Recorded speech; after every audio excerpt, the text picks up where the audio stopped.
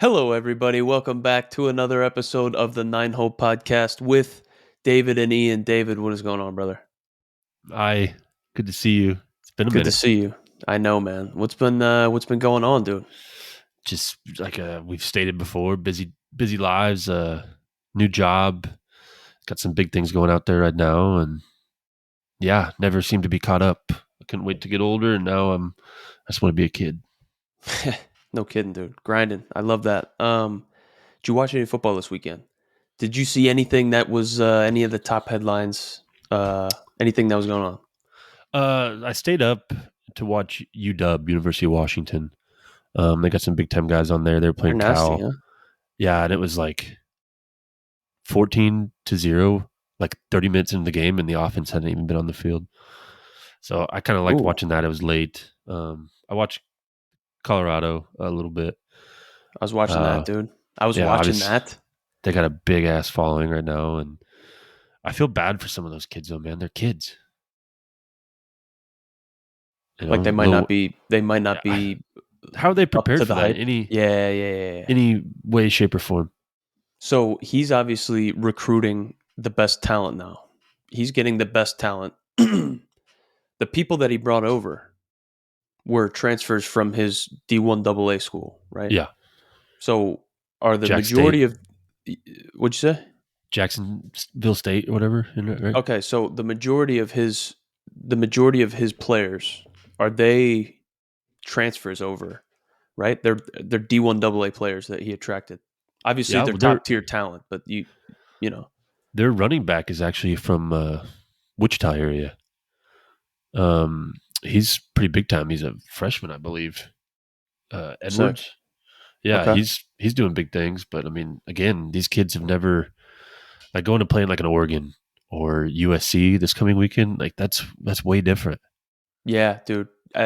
So after 3 games, I was reading something. Obviously, they just played four, but this Yeah, article just came out after 3 games that the ad value of the media coverage since the football season started was over $90 million. So like ad revenue, it basically all this hype generated Colorado $90+ million, and this was 3 games ago. So obviously they just played Oregon. That was a top 20 team. yeah. Uh, and so who knows? But it. So I didn't really get a chance to follow up on how Deion Sanders, Coach Prime handled it. So obviously he's outspoken and he's confident, and you know that, and he's like that when he wins, which he usually does. But did he handle this pretty well? Did you see any of like the interviews, or did you see him speak at all? Like how did he take it? What I saw that I was proud of him for was he was like, "This is all new waters for all of us." He's been in the spotlight his whole life. Phenomenal Yeah. athlete in NFL and Major League Baseball, but this is all the hype around it. He's like, we don't know how to even handle this. So I don't know if that's like him as a leader, as a coach, needs to like step in and not have Lil Wayne and The Rock on the field or what. But I feel like he's barely hanging on a little bit. He's so confident, but these 18, 19-year-old kids, how do you ask them to? They haven't been through what Dion Step up in the primetime arena. Sanders is. Yeah, Yeah. like he can handle it. Maybe his son can. Maybe his sons can. But Yeah. Dude, that's a good way of looking at it. That's a good way of looking at it. So, I'd be you careful know, if I was him. yeah, that's tough. So they're out of like the top 30, right? So they're not even ranked now. Uh, They shouldn't be though. Sorry, but they shouldn't be. yeah, they had a fucked up. I mean, they had a lot of hype surrounding them. Yeah, So it was cool to see. What were they? 19? 19 So I'm like, yeah, before dude, gotta see this Oregon. game. Gotta see this game. Travis Yeah, Hunter's out with a fucking spleen. Travis Hunter's out with a spleen. yeah, that's bad. This guy's miss. This guy's out with a spleen. What was that tweet you sent me? Travis Hunter, Hunter Renfro, Hunter Doe. Like it doesn't matter. I have no idea, dude. I have no idea. Oh, I don't know what that one was. I thought you sent me something like that. Like someone was like, it doesn't matter. But But yeah, no, I feel bad for some of the kids because like put yourself back in your 18, 19, 20-year-old spikes or whatever. Like I wasn't prepared for any of that. I remember my first big league spring training game. I almost puked on the mound. Yeah, yeah, yeah. Or you get like a scout in the stands or something like that. And Yeah, there's dude, I 70,000 would people at perk these up. games. Yeah, dude. It's on That's ESPN. yeah, I just scary. looked up Deion Sanders' contract. Says he has Is a 29? 5-year deal, $29.5 million. But I didn't know coaches and stuff are able to cash in on their name, image, and likeness. Name, image, and likeness is like prevalent now in college sports. So So even coaches, if not players. dude, if the students and the players can, why wouldn't the coaches be able to? That's So what? my understanding without Yeah, honestly truly knowing what I'm talking about. But like he's that would making make $6 sense. million a year to coach, which is crazy. But probably people making more. You know, I don't I know, don't get how dude. that all works, but It's crazy. That's crazy. And then so Notre Dame lost to Ohio State, yeah, and that was a blunder. I guess I didn't see this, didn't see it. But what I read was that they had 10 players on the field, Notre Dame did, for the last two plays, Yeah, and they ended up losing a 1 yard run for the winning touchdown against 10 Irish defenders. So, coach, okay, so Marcus Freeman totally just took it, just wore it. Didn't make any excuses, was just like, dude, that's poor coaching. Like, yeah, that's poor coaching. But they were ranked, weren't they? yeah. Wasn't Notre Dame always is, I think. yeah, dude, they were up there. I bet So I they still mean, are. yeah. So that's tough. It's cool to see, accountability obviously taken. That's dope. Cool to see Coach Prime kind of, take accountability as well. But the number one, news story or the number one happening in football is Taylor Swift Yeah, and Travis Kelsey. That is the number one everything in anything right now. In I don't have anything. social media, but I heard you can't even like open up a app without. And it was like that before this too. Like she was on tour. Travis Kelsey's on every commercial known to man. Huge time talent. But now you mesh this two-headed monster together, and Yeah. it's everywhere. Dude, so I saw something. Coolest thing that I saw about it. So everybody obviously knows what's going on. So they were wheeling out a popcorn machine or like a popcorn maker out of the back of some type of suite or some type of like locker room or something. And people were saying that they thought that that was how Taylor Swift was getting around and getting through these crowds of people. Cause like this camera turned on and it was all these Swifties or all these like fans wearing like Chief stuff, but obviously like Taylor Swift fans. How does Taylor Swift get through all that? All those people, right? So there was this tweet circulating that I saw that I'm like, dude, that makes sense. And it was this like, middle-aged, younger woman, pushing this big popcorn machine, and people were like, "Yo, that's Taylor Swift." And What I'm if like, dude, what if someone it wins some might be. popcorn? It'd be Oh, sorry, it's genius. broken. It's Yeah, broken. We don't have dude. any popcorn right now. Yeah, dude. So I don't know, man, but that's a big time like relationship. What do you got on that? First of all, whoever came up with that plan is just like, Miss Swift, we need to get in this popcorn machine. We're gonna wheel you from. So We, I don't know we if it's 100%. I'm not sure if that's a makes thing or uh. it would make So I don't sense. know. I mean, I heard he initially this kicked off. I heard he went to her concert and like it's some type of weird thing at like her Eras tour where you try to like give your number to her or something like that. You hold your number up or whatever. I guess she didn't want it, or he tried to give her a number. She didn't want it. He went on his podcast with his brother Jason Kelsey and was like, "Hey, I shot my shot." And Jason, his brother, was making fun of him. He's like, "You got turned down by Taylor Swift." And then a couple weeks later, 3 weeks later, she's with his mom in a suite. Mrs. Kelsey, who got famous for wearing the half Yeah, jersey yeah, for yeah. the Super Bowl. Sure. Sure, sure. And last night I was watching it. I mean, it didn't every 2 minutes it panned to her. Yes, dude.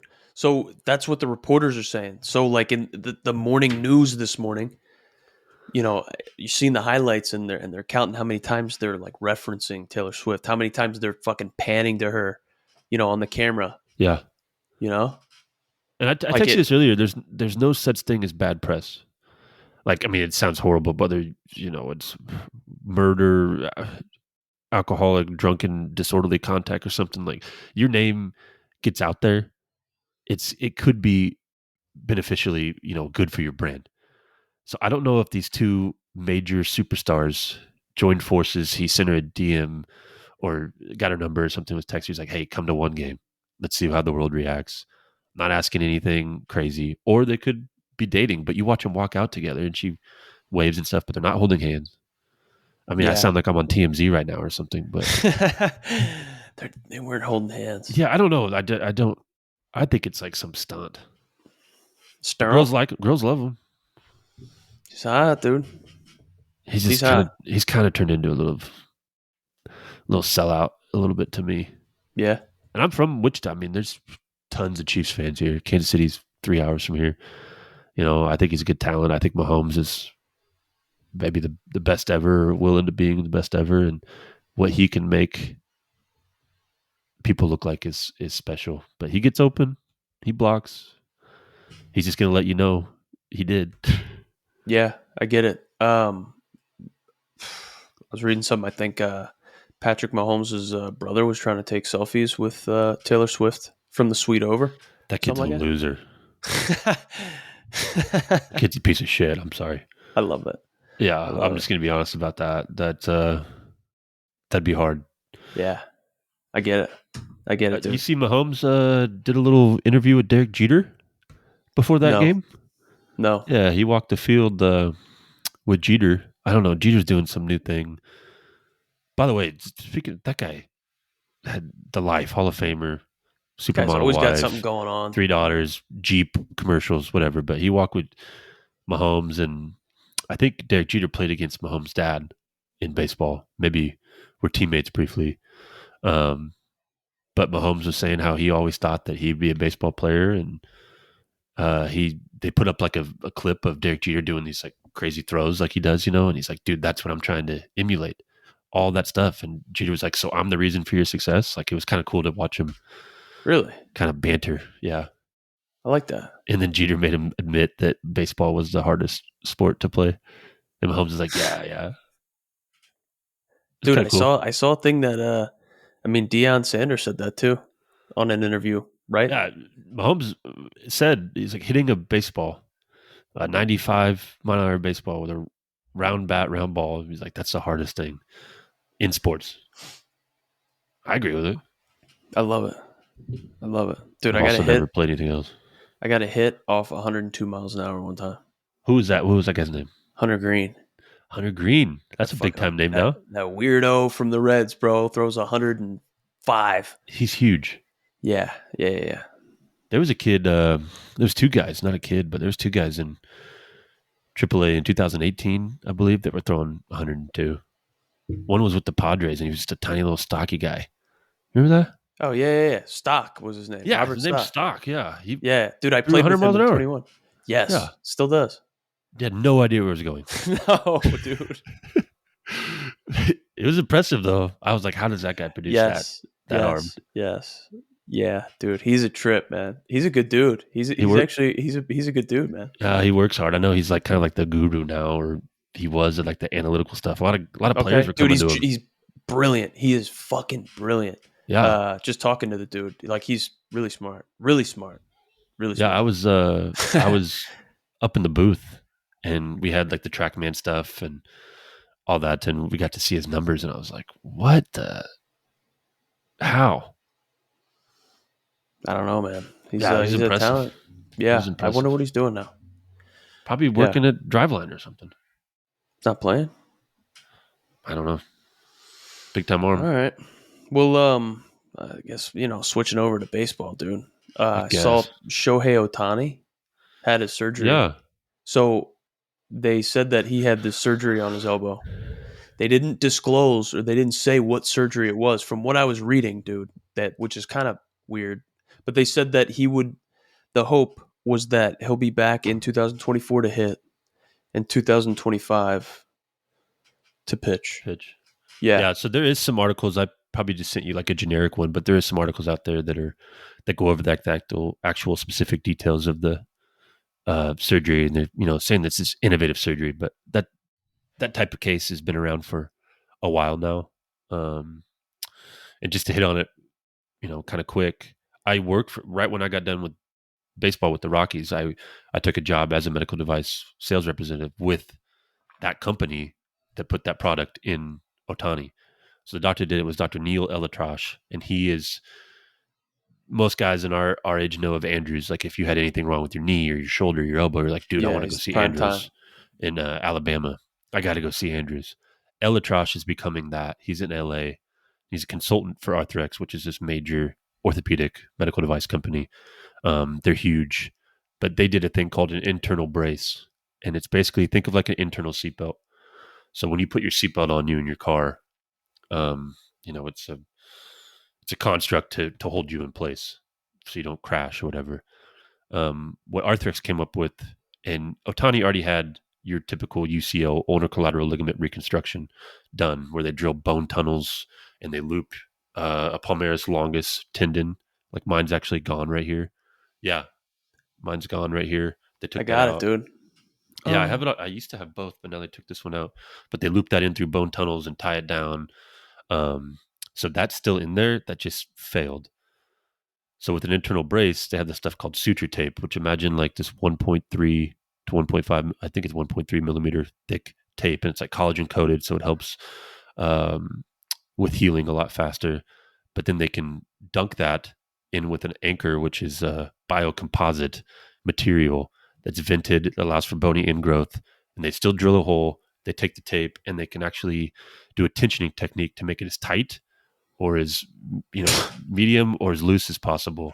But they dunk that in over the actual ruptured tendon and lock it down to place, so the recovery is a lot what? faster. They're not doing any type of um, different type of graft or anything like that. They just dunk it in there. It's an internal seatbelt. That's Um, it's innovative. It's been around a while. I used to do a lot on ankles, so a lot of lateral or medial ankle instability. We throw it in there, and it makes you for like if your ankle moves this way, this little seatbelt will just keep you from rolling over. really. It locks you in. Yeah, so it's the same concept in the elbow.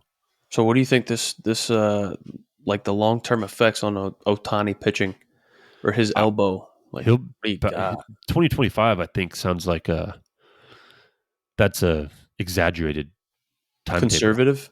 Yeah, very conservative. I think he could be pitching like some of those guys come back in like 6 months from this. It's pretty Wow. fast. Like they're probably just trying to. He's a free agent. He doesn't want the media to get all crazy, but he can bounce back from that pretty fast, especially hitting wise. I mean, he'll have to. He had surgery. He's gonna have to do rehab, but he'll be feeling pretty good. I had a buddy that did that. He played at University of Kansas, and he opted for this internal brace augmentation instead of an actual full UCL reconstruction. And it worked? Yeah, he was fine. That's awesome. It's awesome. I Yeah, love that. no, that was cool. Same doctor that did Rogers Achilles too, He and just he'll. had that done. Yeah. It's the same. I mean, it's the same concept, really. It's crazy what they're doing nowadays in orthopedics. Yeah, it's nuts, man. Hopefully, obviously it's there's been some excitement around the whole Otani ordeal. See where he ends up. Yeah, he. I saw like a quote or something. He's like, "I'm rooting for all my boys." He's like, "I'll be back next year. I'm sorry I couldn't help with the playoffs or something, but he's got to do what's best for him, dude. He's going to sign a $500 million contract." Yeah, dude. Yeah, dude. So of all the playoff teams right now, who do you got? Who do you think? So Braves, Dodgers, Orioles, Rays, Brewers, and Twins, and the Phillies have the NL wild card spot. I said this probably for 4 months. I predicted the Braves to win the World Series a long time ago, but as it gets closer, I mean, they're the first to 100 wins, but as it get closer, I don't think you can y- like discourage like the Dodgers' success and history of it. Like I watching like it's crazy, dude. Chris Taylor. I was looking at all the standings last night. And video like power rankings just came out, and I think Braves are What's one he and doing? hitting a walk off double or something. Like, CT?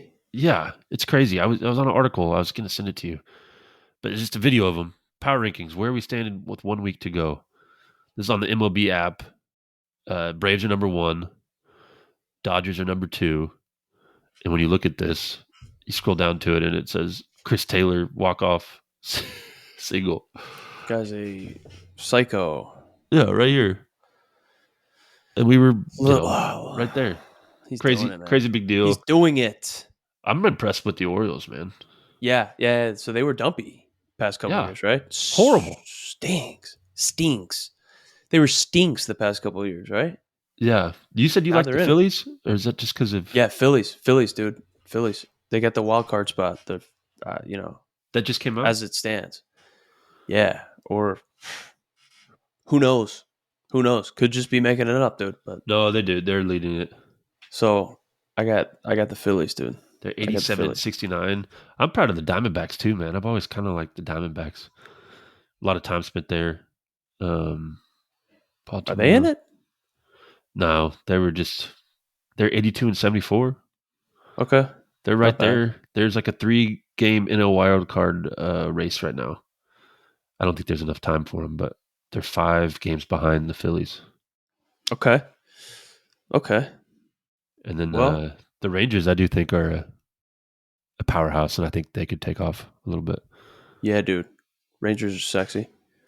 They're nice, I've never faced a hitter that drove me more nuts than Corey Seager. dude. Guy's Phenomenal a talent. that guy is a freak, huh? First Guy's a time I faced freak. him was in high A, and like I didn't have like the nastiest stuff, but I threw him. He's a left-handed hitter. I threw him a changeup in the right-handed batter's box, and he kept his hands back and hit it off the left center field wall. And I was like, at like probably 120 miles an hour, and he was like 17. He's just a kid. It just makes Just like every routine play. and yeah, even the ones that aren't routine. Oh Just yeah, crazy. just I read some article too that he's number one ranking for shortstops this year. He's going to win some award. He missed 45 games or 40 games. Yeah, dude. Just putting up silly numbers. Yeah, and he's still like number one. It's absurd, dude. All right. Yeah. So this is guess we'll transition Okay. over to you know, some mental type stuff, right? Yeah. 9-hole type stuff, dude. So this we keep bringing this account up, dude. Next Level Baseball. So this guy put out a tweet again. Parents and players that have been through the process of travel ball, high school, and completion of college eligibility. This is for you. So he's asking, what advice would you give to the parents and the players that are starting ninth grade as to the development, the exposure, travel ball, strength and conditioning, etc.? So, what advice would you give to the parents and players that are starting ninth grade? Yeah. So this will help with the ninth grade stuff, but I have a kid I give lessons to right now. He's a junior. He came to a lesson for me last Wednesday night. He got there and he said, "Hey, I might need to take a little easy on throwing tonight." And I was like, "Why? What's going on? Your arm sore?" He said, "No, we long tossed today at his high school practice. It's like fall. They're having high school practice, whatever, which I don't think coaches can necessarily be there. So whatever, but they Hmm. long toss, had pull downs, and they said they sat around for a little bit and they jumped on the mound to gauge their velo, and he had 6 pitches as hard as he could." And I was like, "Okay, Dude, man, so there's no way that's coach led. I, dude, I don't know. It's a different game, and I understand if you want to get like a template or a gauge for a kid in the fall compared to the spring or middle of the season. If a kid's throwing 80 miles an hour and then come springtime he's 80, 87 or something, like I get it. It's a tool to gauge development, Yeah, where you at? Where you at? But if it's September and you're having a kid jump up and a 16-year-old kid that's 140 pounds jump up and throw 6 balls as hard as you can off of your little pocket radar. What are you doing? That's tough, dude. So my advice is like, it's hard because if every kid is doing that and they don't have the maturity or the knowledge or the experience to be like, what what do you want me to do? Yeah. You know, Like, like hey, it's this isn't going to help me get, maybe to where I'm going, right? yeah, Maybe being able to say like, dude, obviously it's different. I guess maybe if it was coach led, right? I feel like if it was just like kids getting on a mound after long toss and pull yeah. downs and then getting cold, I mean, I I would get it. I did that shit, dude. Any chance I could. I was in college. If there's a radar gun, I could have been. let it eat. Yeah, I could have been had my feet up in the bleachers and someone would pop it out, and I would just crow hop and throw it off the wall as hard as I could, and they're like, "Oh, that was 90," you know. Yeah. Then I got a huge scar on my arm, so So there you go. yeah. But I don't know. My advice, it's hard because I don't know what they're being taught. I'd be careful and mindful of what you're hearing and what you're learning. But then even then, like I think we give good advice, Yeah. but it's Hope all so. relative. Yeah. Yeah. What would you tell a kid? Like, I'll just work your ass off. Yeah. For sure, dude. For sure. I wrote a couple things down. So yeah, working your ass off is one of them. But so number one, I think I had this boxed in, dude. So obviously, if you're just going into ninth grade, just about to start ninth grade, with the flip, with the hair flip, what do you mean? Well, I see it. My hair's like sticking up. No, I it don't looks know, good. like stupid. Got sidetracked.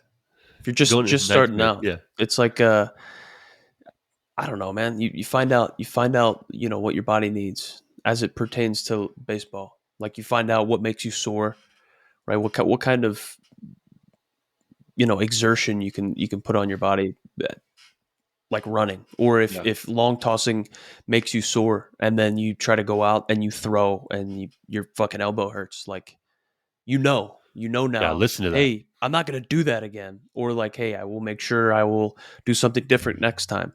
Like you're get you're in ninth grade. You're going to be outmatched probably on the baseball field. Maybe if you're going up against older people, Yeah.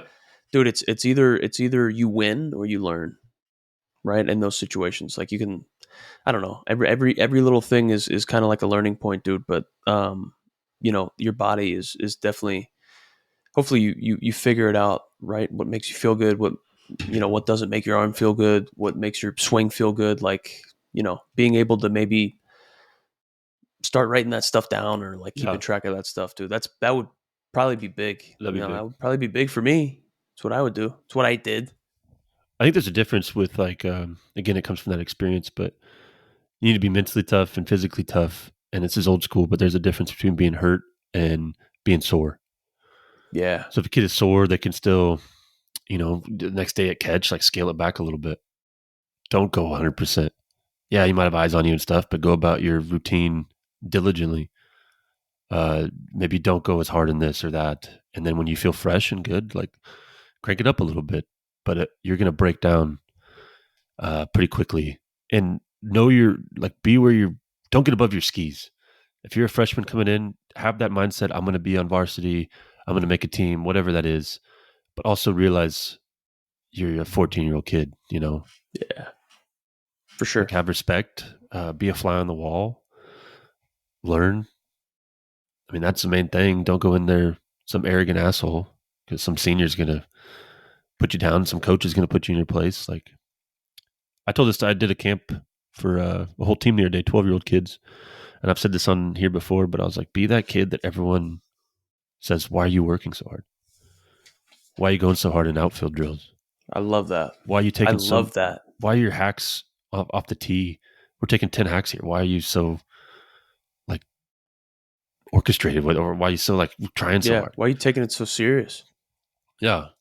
Be that kid that sets the I tone and love that it. the kid that thinks he's too cool for school has to run because he doesn't work as hard as you. Hell yeah, dude. I had it written down, like when you're faced, with a game or a workout or a practice. It's like, so what would the dude that you want to be like do in this situation? So like obviously all these guys are, Mookie Betts, most ever RBIs ever by a leadoff hitter, Yeah, right? 105. So Yeah, That's 105. insane.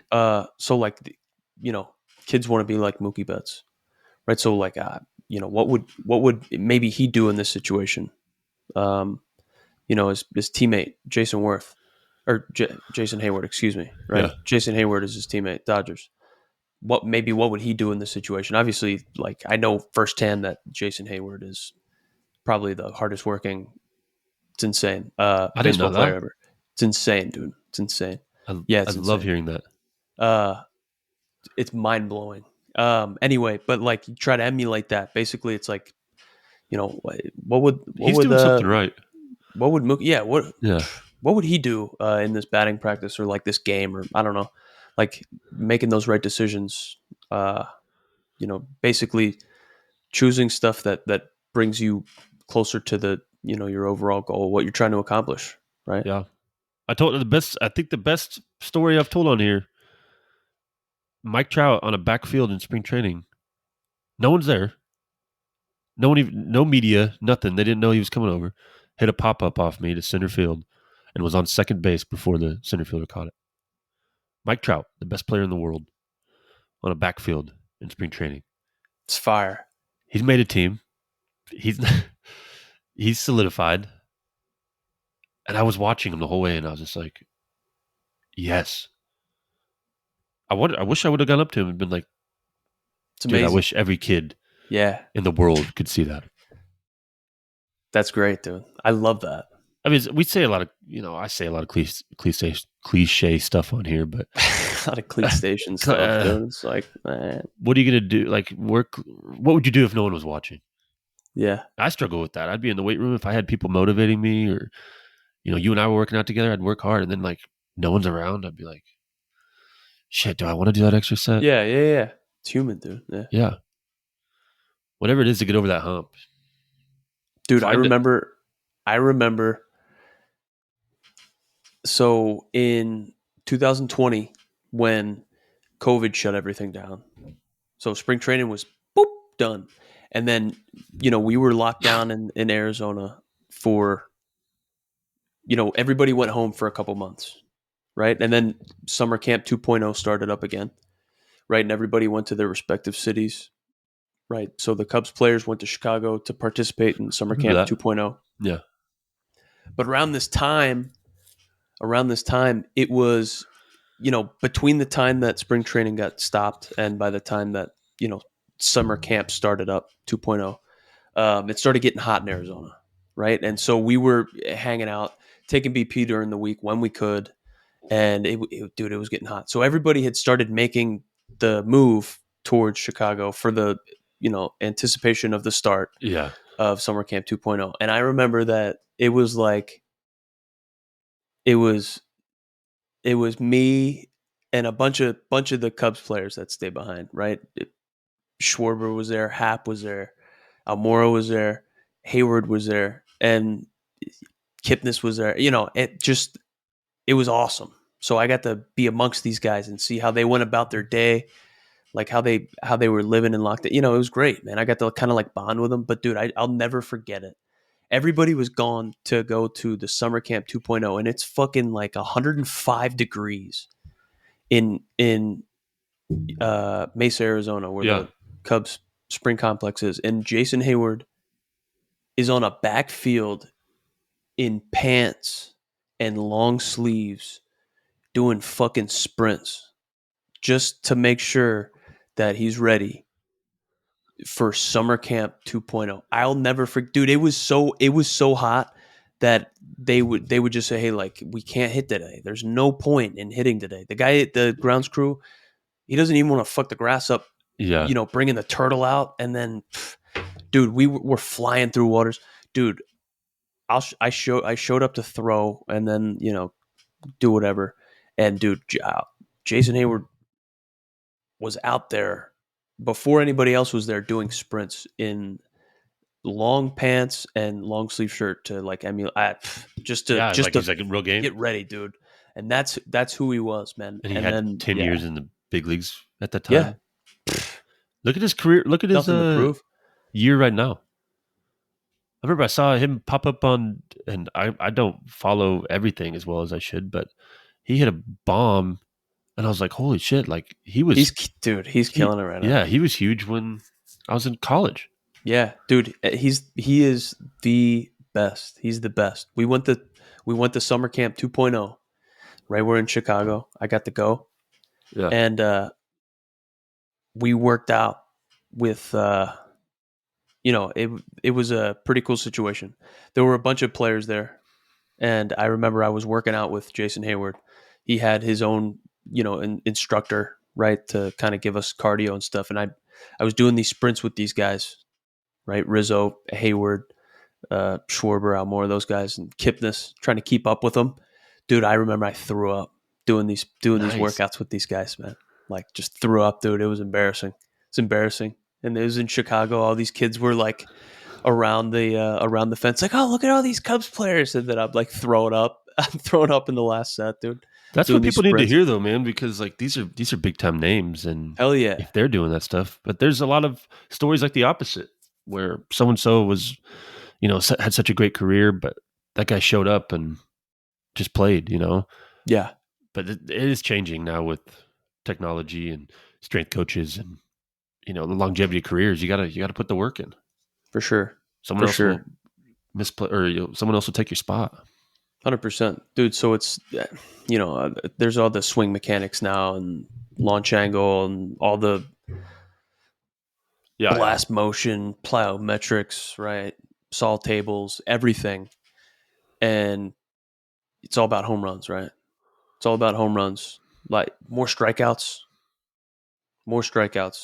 So in my opinion, I would like to see maybe better two strike approaches. I always thought a two strike approach, at least for me, two strike approach was huge. I was a bottom of the order hitter. If I didn't hit in the 9 hole, I was leading off. yeah, Right. So a two strike approach for me was big. I needed to be a pest. I needed to like foul off pitchers' pitches. I need to put the ball in play, put some pressure on some defenses and stuff. But like obviously we can talk about what an adequate two strike approach would be. What in your situation as a pitcher, you have a hitter 0-2. Man, what are you trying to do? What are you trying to accomplish? I know what I as a hitter am trying to do when it's 0-2. And I'm just trying to get to the next pitch. I'm trying to get to the next pitch. I'm trying to have you yeah, throw a dumpy ball and I can automatically take it. Boom. Now the advantage is a little bit towards me there, 1-2, right? I'm just trying to get to the next pitch. You throw me a nasty changeup. If I can just foul it off, that's your pitch, right? But like, what are you trying to do? yeah. Well, something I want to touch on that you just said that I thought was really good, and you had the ability to hit home runs, gap to gap power and stuff, but like you just said, your role was nine hole lead off, scrappy, get on base kind of guy. That's something you had to look in the mirror, or over time or whatever, you swallowed your pride or you accepted that role, Yeah, I had to buy in, and dude. you flourished with it. So I think first and foremost, before a two strike approach, you need to know who you are and what you're trying Yeah. to do. If you're a power guy, look for a pitch that you can still do some damage on 0-2, whatever. Yeah. But if you That's don't going to be know, different yeah, than what my two strike approach was. yeah. But if you Yeah. don't know who Nice. you I are, like that. then you need to maybe some self evaluation. But as a two strike guy, for me, I was a sinker ball guy, get me over kind of slider and a decent changeup. My approach to an 0-2 would be different than like a power guy, because like I'm not gonna trick you. So you I want me to put something in play? Yeah, I might try to elevate one pitch, bury one pitch. If you swing at it, thanks, man. But after that, I'm throwing another sinker or something in the zone because I want you to hit the ball. I want you to hit on the ground, and I don't want to throw you more than four pitches in a bat Why? because I'm trying to save my bullets. I'm trying to I go gotcha. 9 innings, 18 ground balls. Yeah. I'm Starter's trying to, mentality right there. yeah, 14 pitches an inning. And that's changed a lot. I wanted to go deep into ball games. I didn't want, if I saw a guy warming up in the bullpen, I was pissed off. And that's changed a lot too, because kids nowadays are like, get me out of there. I did my job. Yeah. My stats Yeah. look great, and the computer said I shouldn't be pitching, whatever. But um, Just saw that the other week. yeah, I don't. Yeah. Yeah. I'm Just still saw that I'm the other still week. mad about it. Yeah. It's Yeah, tough. but no, you have an approach. I have an approach, and I remember facing you 0-2, and you would foul off a close pitch, but I threw 90 miles an hour. I wasn't going to sneak anything by you. And I would throw. I remember throwing you a good back foot slider, a good slider for me, and foul it off. You're like, oh, maybe I can't do anything with that in fair territory, but you foul it off. You live for another pitch, and it's. I'm getting old, dude. I'm super into chess right now. Like that's all I do. Oh, There's an app on my phone. I play chess all day, every day. You can set up these different games, whatever. But it's crazy how much chess, baseball, whatever correlates to real life. Every decision has an action or something's going to go negatively if you make the wrong move. Pitching's a little bit like that. Hitting's a little bit like that. I wouldn't I try like it. to. I pitch to my strength. Same for you. Hit to your strength. I think when guys start guessing, oh, he's just doing me a good changeup. I think he's going to do this. Like, stick to your plan, even if it's wrong. Go up there. Don't be like, oh, I think this is going to happen. Yeah, yeah, yeah, for sure. Okay, I like that. I like that a lot. 2-2 is 2-2 four pitchers. 2-2 is like you got to throw your best pitch, right? So let's say we're 0-2, you have me 0-2. I'm grinding, I'm fouling shit off. I get it to 2-2. That's where it's like, okay, you got to throw your best pitch, right? So that's where you want me to put it in play because you don't want to get to 3-2. Yeah, no, Because I three think we. two, then anything happens. I could walk Yeah, easy, right? So it's like 2-2. You need to. Somebody's got to give in. I'm not get. 2-2. I'm not going to 3-2. I hate being in 3-2. So if you hit my sinker, I tip my cap. Yeah. I'm Okay. trying to dot it. Um, but I'm not trying to do a waste pitch. I'm not trying to make you chase anything.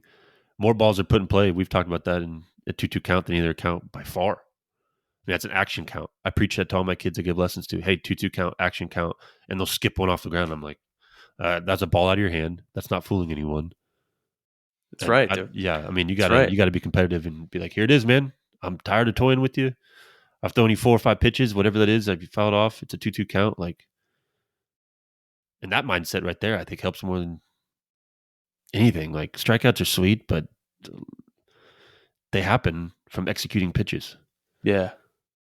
I like that. Dude, so one thing that really kind of like stood out to me. So the Mariners were obviously big time mental skills driven. And I remember one year in spring training, I think this was 2019. Nah, yes. Yes. 2019, okay? And so in spring training they have people presenting and oh, and and dude, somebody was talking about a two strike approach. It was Donnie Walton actually, Donovan Okay. Walton. He's still playing, and so he had an insane, like that guy with two strikes. Like an answer. It's insane, man. Bat the ball skills, on base, Yeah. great eye, but great approach, right? So it's like, what are we doing? What are we looking for with two strikes? Dude, he said the secret to his success was he would shrink the strike zone to a beach ball or a basketball Anything in there? and just put it right down the middle. Yeah. Anything in there. Anything in there. And dude, pitchers would nibble. They would throw bastard changeups, right? Yeah. That's don't cancel me for the phrase. That's what they call it. But dude, man, he said he would just shrink it to a beach ball or a basketball. And like that kind of led to, it That makes a lot of sense. led to an increased success rate, dudes. And so like I try to implement it. I Yeah. always said to myself, like, I'm going to treat this pitch like a 3-1 count and it's going to be a fastball right down the middle. That's what I'm looking for. Like, that's not what I'm looking for. That's what I'm getting. And Yeah. if I don't get that, then I'm off. Then Yeah. I'm not, dude. I did that every single at bat the year that I made it to the big leagues. I did that every single at Call bat. that And I was, mindset, approach, perspective, whatever. But dude, you I change was that. able to not deviate. I was Yeah. able to do that. And then, like, for what it, dude, think about how insanely difficult that is to, I would do that in BP. That's how obsessed I was with that. And Yeah. like for whatever reason, dude, that's tough to get back to. It's tough to commit to, but I fucking committed to that so hard. Like that two strike approach kind of like made the whole approach whole for me, right? No. And so it's like a building block. I was able to strip it down. Maybe that's where I was like, oh, dude, I buy into this. I buy into this. Like this is the type of player I am. So I need to be nasty with two strikes. Like that needs to be a good part of my game. I have to have balls. I gotta have the Oh, that's balls to hit with perfect. 2 strikes, dude. You gotta have balls to hit with 2 strikes. That's what it is. It's what it is. You can't be Which is, afraid to strike yeah, out. if you start getting scared or those negative thoughts come in your head, like, oh, I got 2 strikes, I don't See want to ya. strike out. See ya. Flip that script and be like, nope, I'm hitting my pitch here. I'm gonna shrink the zone down. Like good Yeah, things will happen. dude. I remember that was the year that I started buying into this shit. To where I really started buying into like the analytics. Yeah, They had charts where you could see where the pitch was after the game and like you could buy into that. And I'm like, yeah, sure. But like I remember that when this beach ball idea, this basketball idea, let's say basketball, this basketball that I would shrink the strike zone down to, like that became my actual approach. And I'm like, dude, I'm gonna treat every pitch, even when it's 0-2, even when it's 0-2, it's gonna be a fastball right down the middle, and it's a 3-1 count. I'm treating an 0-2 pitch like a 3-1 count, sitting fastball. And dude, if he dots a changeup, I take it. yeah. And dude, I would strike out way less than I would taking it. And dude, I remember like I You're just the swinging out first your time I ass bought still. in, yes, dude, the first time I bought in and I struck out looking because it wasn't what I was looking for. And I wasn't like giving in. And, obviously you need to be battling and fouling stuff off. But, Yeah, you can try some stuff out in spring training. I remember I got praised for it. Remember Andy McKay, our farm director, knew yeah. that I was like Buying buying in. in and Yeah, and I was making progress at the time. He's like, dude, nice. Like that's not what we're looking for. And dude, so then they started like, they gave it a point system. So if you took pitches, they were able to track it, right? This is kind of when, data was more prevalent. And so you got points for, taking borderline pitches, even in 0-2 counts, man. Like, dude, why would you swing in a borderline pitch? Why would I swing in a borderline yeah. pitch? That's pitch recognition. That's plate discipline. I mean, all those variables go into are you going to be a successful big leaguer? Yeah, dude. That's why But you got there. they took it. We were taking it a step further. We were fucking doing that in BP. Yeah, So I'm buying into every single pitch in BP. Dude, I would say this: man on third, no outs, home run to center field, and I would treat it like a 3-1 count in BP. And I'm yeah, trying to hit a home run to center field, and like my home run to center field looks different than somebody else's home run to center field. yeah. My Line home run drive. to center Yeah, field is a backspun line drive, clip it. could be in the Obviously, that gap. translates. Yeah, Yes, dude. yeah, Yes, if yeah. you're early on it, it's in the it's in the right center field gap for a lefty like I was, and if you're late on it, Boom. it's in the Yeah. left center field gap, right? No, that's So that's how perfect. I went about my business. I was able to do that all because of my 2 strike approach. I think all these kids, young players, current big leaguers, whatever. You can have the physical talent. You could have The looks, all that. But if you don't put together your mental skills and stuff and keep that perspective, like when I faced the Angels starting lineup, I could have easily been like, no, I'm gonna get my ass kicked. But I chose that as an opportunity to be like, screw it, here you go. And like I got praised. We had a meeting and we got our asses kicked. All the kids, and they're like, and we got Holman out here facing the Angels starting lineup, just dominating them. And I got that's right. invited to go to Mexico with the big league team. And Whoops. who knows if I would have sucked that day? Maybe someone goes, hey man, that's the Angels starting lineup. Like, you did your best. But I pitched great against him, and it put me on the radar. That's sick. I That's took sick. advantage of it. So that's something right there. I'm trying to get my pen back with my foot, my toe. So that right there, you could have made the decision to not rise up in the situation, Yeah, right? You could have folded, but that's your decision. So this is something else here. Okay, so your thoughts, right? Your beliefs, what you think about yourself and your capability, or you think about your situation, right? Your thoughts, they can influence your effort. They can influence your attitude, right? Like if you're thinking positive thoughts, it can it can positively influence your attitude, your effort, right? The effort you put forth, right? If you're in a shit mood, right, and yeah. you go and you roll out to a baseball game, you're gonna do all right. Like a No, terrible mood, everything's going wrong. You roll and that's out there, hard, but emotions on the sleeve, like you're probably gonna have a shit game, right? So that's the point I'm trying to make. So your thoughts can influence your effort, and your performance is influenced by your effort, right? So if you give a shit effort, if you're trying to go seven shutty and you give a shit effort, are you probably gonna go seven shutty? No. Nah, dude. So if your thoughts can influence your effort and your performance is influenced by your effort, then your thoughts have a direct impact on the outcome, right? Yeah. How crazy is that? No, I agree. I want to. This will be my last thing I say, advice wise, for tonight's episode. But the music you listen to, whatever you read on social media or the books you read, whatever movies, shows you take in, all of that affects your well being. Okay, so if you're listening to death metal, there's a place for that.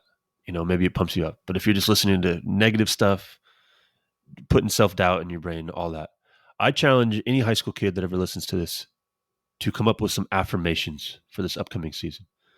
And this is something I would do every year, but I would write down 10 goals. Affirmations, just a goal that I wanted to achieve.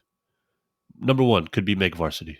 Number two, I don't care if it's be all state. Three could be win state, help my team win state. Four, have a 2 ERA, walk less guys than innings pitched or something, like whatever those are. It could be this. It could be as grandiose as you want, or as just as little tiny goals. But have something. Put it next to your mirror when you're brushing your teeth in the morning. Read those. Read that shit out to you before you close your eyes in bed. Read out those affirmations in your head. Dream about it. Think about it. Be about it, and good things will happen. I love it, dude. Love it. Affirmation. So like seeing things, right? Maybe before they happen, Yeah, whether positively or an outcome or whatever it is. I remember Alvin Davis, Mr. Mariner, Mr. AD. Yeah, right? I asked him, dude, what did you think about? What was your approach like? What did you envision in between at bats? And I remember he told me he never envisioned or saw results like him getting a home run off of this pitcher coming up, or like hitting a double in the gap. He never, that's not what he saw or played in his mind leading up to an at bat. He envisioned pitches. He envisioned like getting a fastball down the middle, what that would look like, yeah. or like I don't even want to kind of like misconstrue what he was saying, but he No, I man, know he what you said mean. something He like had like that. a. Like, I would do the same thing. Like I would give up like a single off the wall or something. I'd be like, I'm gonna get a ground ball here and turn a double play. yeah, I would yeah, envision something happening, and sometimes it just a lot of times like good shit would happen. But if we've talked about that, but if I said, "Oh my gosh, I just gave up. This guy's gonna hit another single," it's get spiral. yeah. Your thoughts or your mindset have a direct impact on your performance, You and can that's for control that. show. That's for show, dude. Yes, you don't Turn even off have all the to. negative shit when you get to the field, the weight room, Yeah, the cage, whatever it is, whatever you got going on at home. Take that 30 minutes, 2 hours, whatever it is. Turn it off. You'll deal with it later. I like that. I like that. That's something that probably players won't do, right? That's something that somebody that wants to get ahead will probably. That's what A players do, Yeah. right? A players do what B players won't do or won't be willing to sacrifice, right? The type of effort or sacrifice that you put in. Hey, nobody cares if your dog died. They only care if their dog died. Does that make sense? Yeah. My regional manager told Oh. me that the other day. I was going to a sales call, and Oh. that resonated with me because yeah, no one, everyone goes through shit. No one cares about your shit. Yeah. Get it Yeah. No done. kidding, dude. No kidding, dude. But man, that's all I got over here, dude. You got anything you want to add before we get out of here? Go No, I Eagles. think that last 5-10 minutes could help some people. I know when I started doing that stuff, it helped me. Same here. Same here, dude. We'll touch on it later, man. We'll definitely hit on this more, man, at a later date. Sounds good. Many blessings. All right. Thanks everybody for tuning in. Many blessings, as David said. Good day.